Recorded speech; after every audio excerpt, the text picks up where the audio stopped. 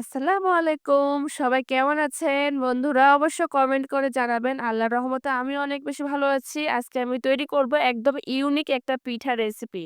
পিঠাটি হচ্ছে মিষ্টি করুলা পিঠা। এটা আমি আজকে ঘরোয়াভাবে তৈরি করে দেখাবো। এত বেশি মজার হয় যে এই শীতের মধ্যে যে আমি কতবার বানাবো তার কোনো ঠিক নেই। অবশ্যই একবার হলো বানিয়ে দেখবেন, ছোট থেকে বড় সকলে অনেক বেশি পছন্দ করবে। আপনার কাছে বারবার রিকোয়েস্ট আসবে এই করুলা পিঠাটা বানানোর জন্য।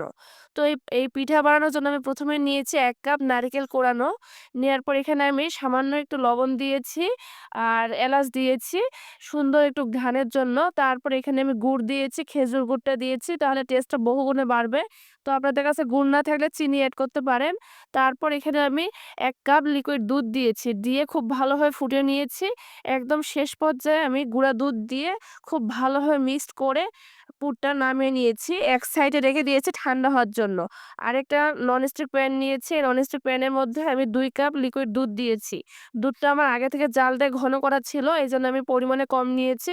আপনাদের পছন্দ মতো নিবেন দুধ। তারপরে এখানে সামান্য একটু লবণ দিয়েছি। ২ টেবিল চামচ আমি চিনি দিয়েছি। আপনাদের টেস্ট অনুযায়ী মিষ্টিটা এড করবেন। তারপর এখানে আমি দুধটা ভালোভাবে ফুটিয়ে আসলে ১.৫ কাপ আমি ময়দা এড করেছি। ময়দা দেওয়ার পর আমি খুব ভালোভাবে মিক্সড করে নিব। এভাবে আমি একটা ডো বানিয়ে নিব। ডোটা একদম সফট হবে, বেশি লিকুইড থাকবে না।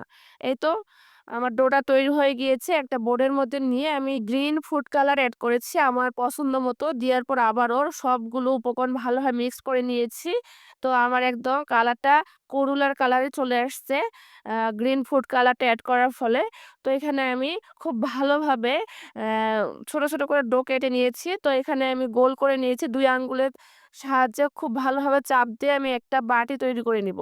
এরকম একটা বাটি তৈরি করার পর আমি আগে থেকে যে পুরটা তৈরি করে রেখেছিলাম সেই পুরটা দিয়েছি। দেওয়ার পর ২ আঙ্গুলের সাহায্যে এভাবে আমি চাপ দিব। মাথাগুলো ভালোভাবে মুড়িয়ে দিব।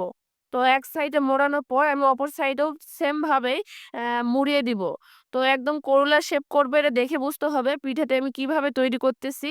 তো ২ সাইডে মোড়ানোর পর মাঝের সাইডেও আমি খুব আঙ্গুলের সাহায্যে আলতোভাবে মুড়িয়ে দিব। পিঠাটি তৈরির আগে অবশ্যই আঙ্গুলে তেল অথবা ময়দা মেখে নিবেন, তাহলে আঙ্গুলে ভরবে না।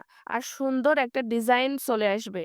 এখানে আমি ছোট চামচের সাহায্যে আমি একটা পাতার ডিজাইন করে নিচ্ছি। অবশ্যই আপনারা যেকোনো চামচের সাহায্যে এটা করতে পারেন।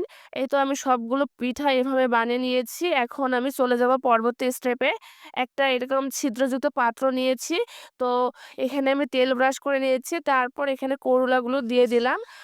আমি একটা ননস্টিক প্যানে পানি গরম করে নিয়েছি। ওই গরম পাত্রের উপর এই ছিদ্রযুক্ত পাত্রটা দিয়েছি। দিয়ে খুব ভালোভাবে ঢেকে দিয়ে ৫ মিনিট ভাপ দিলে তৈরি হয়ে যাবে আমার মজাদার মিষ্টি করুলা। ভালো লাগলে ভিডিওটি বেশি, বেশি করে শেয়ার করবেন এবং পাশে থাকবেন। আল্লাহ হাফেজ।